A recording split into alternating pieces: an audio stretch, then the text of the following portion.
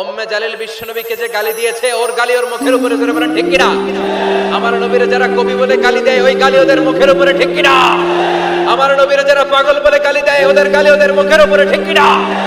আমার নবীর যারা লেস কাটা নির্বংশ বলে, ওদের 14 গোষ্ঠী নির্বংশদের উপর ঠিক কিনা? আমার নবীর সম্মানের বিরুদ্ধে যদি কথা বলে, তাদের বিরুদ্ধে আমাদের হুঙ্কার আর লড়াই আছে না নাই? বিশ্বনবীর গালি দিলে বলে যে আগুন লাগে, কার কার লাগে? হাত তুলে আল্লাহর দেখা।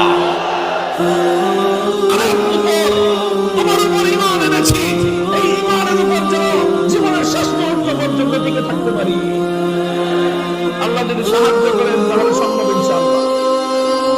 আল্লাহ তো সাহায্য করবেন, আল্লাহ তো সাহায্য করার জন্য বসে আছেন, তৈরি আছেন। আমাকে আর আপনাকে তো নিয়ত করতে হবে, আমাকে আর আপনাকে আল্লাহর কাছে চাইতে হবে। এই জন্য আল্লাহর কাছে চাইবো আমরা, আল্লাহ তুমি তোমার ঈমানের উপর আমাকে অটল রেখো, অটল রেখো।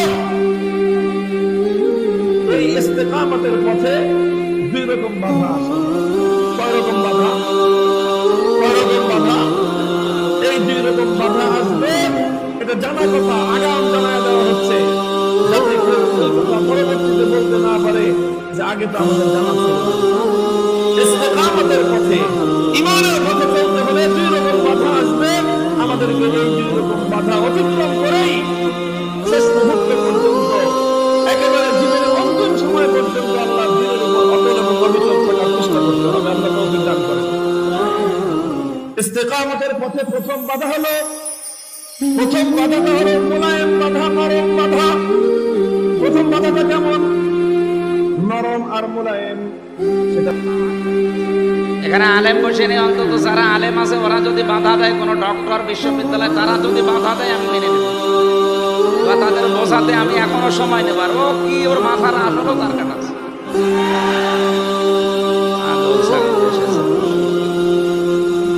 না, কথাটা তো শেষ করতে দেবেন। আমি কি একেবারে রোবহানের কাহিনী ধরবো? এক কাহিনীতে মাছের কাহিনী বললে তো আমি 2.5 ঘন্টা কাটিয়ে দিতে পারি। কি দরকার আমার?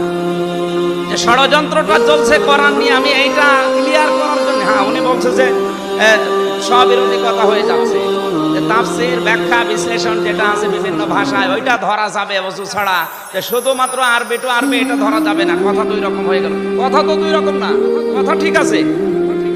আপনার যদি বড় কোনো নাপাকি শরীরে থাকে, স্বামী স্ত্রী ব্যবহার করে আসলে, অথবা স্বপ্ন দোষ হয়েছে, এখন গোসল কি? আপনি এই অবস্থায় এসে আরবি টু আরবি কোরআন শরীফ ধরতে পারবেন না।